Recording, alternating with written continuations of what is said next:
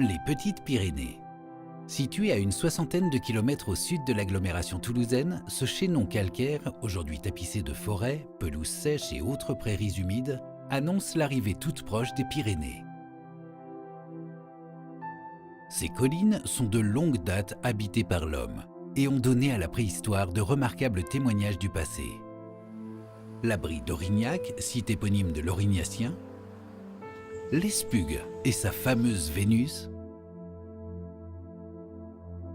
sans oublier la grotte ornée de Marzoulas, et bien sûr la grotte du Mas d'Asile, site lui aussi éponyme de la période de l'Asilia.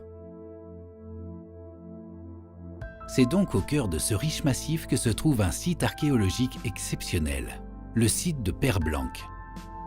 La plupart des vestiges de la préhistoire proviennent des grottes où les conditions de conservation y sont remarquables. Mais les grottes sont des contextes particuliers, souvent rituels, d'où se trouve occultée la vie quotidienne de ces chasseurs-cueilleurs.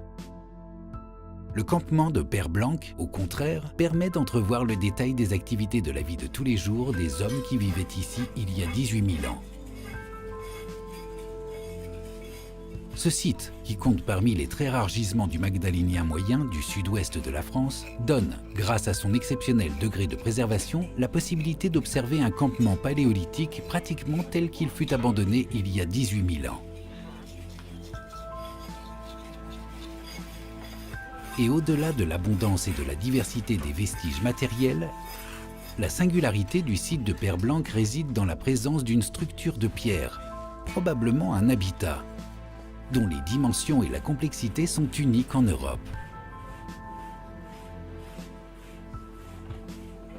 Toutefois, sa faible profondeur d'enfouissement le rend très vulnérable aux atteintes des hommes et de la nature.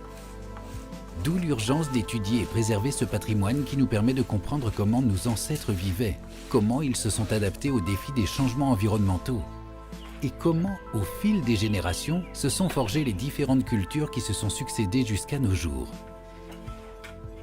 C'est ainsi que depuis 2006, une équipe internationale de chercheurs et d'étudiants fouille chaque été ce site, centimètre carré par centimètre carré. Et ce pour mettre au jour des outils et autres matériels en silex laissés là par nos lointains ancêtres.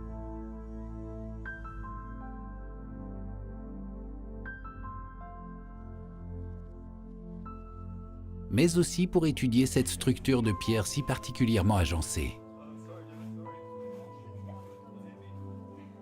Car nous ne pouvons comprendre le présent sans déchiffrer le passé. Et des sites comme Père-Blanc permettent de voir d'où nous venons pour savoir qui nous sommes et où nous allons.